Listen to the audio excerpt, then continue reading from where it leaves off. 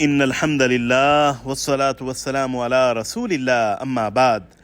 غزوہ بدر کے بعد اسی نوعیت کا دوسرا بڑا مارکہ غزوہ احد شوال 3 ہجری میں پیش آیا۔ صحابہ کرام رضی اللہ عنہم کے جذبہ جہاد سے سرشار جذبات کے پیش نظر رسول اللہ صلی اللہ علیہ وسلم نے کھلے میدان میں جنگ کرنے کا فیصلہ فرمایا۔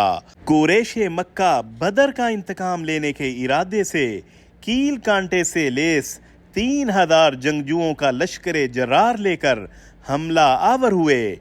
اسلامی لشکر میں صرف 700 جانثار صحابہ کرام رضی اللہ عنہم تھے۔ مقابلہ ہوا تو صحابہ کرام نے کفار کے چھکے چھڑا دیے۔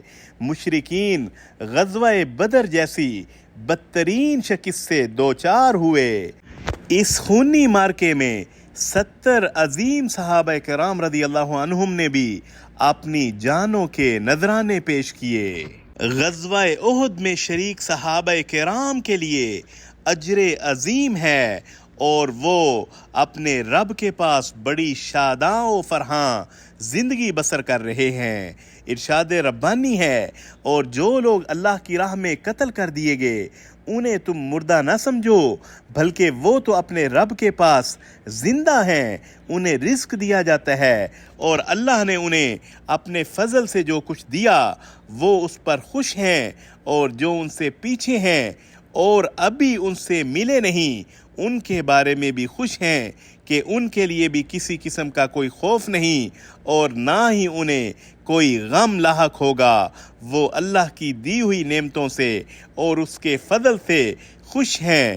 بے شک اللہ تعالیٰ مومنوں کا اجر ضائع نہیں فرماتا۔ سورہ آل عمران آیت نمبر 169 سے 171۔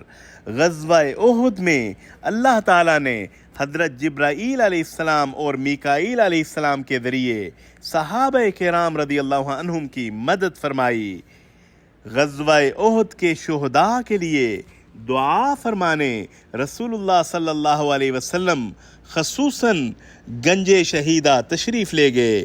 حضرت عقبہ بن عامر رضی اللہ عنہ سے مروی ہے کہ ایک روز نبی صلی اللہ علیہ وسلم مدینہ سے باہر تشریف لائے اور شہدائے احد کے لیے دعا فرمائی جس طرح میت کے لیے دعا کی جاتی ہے۔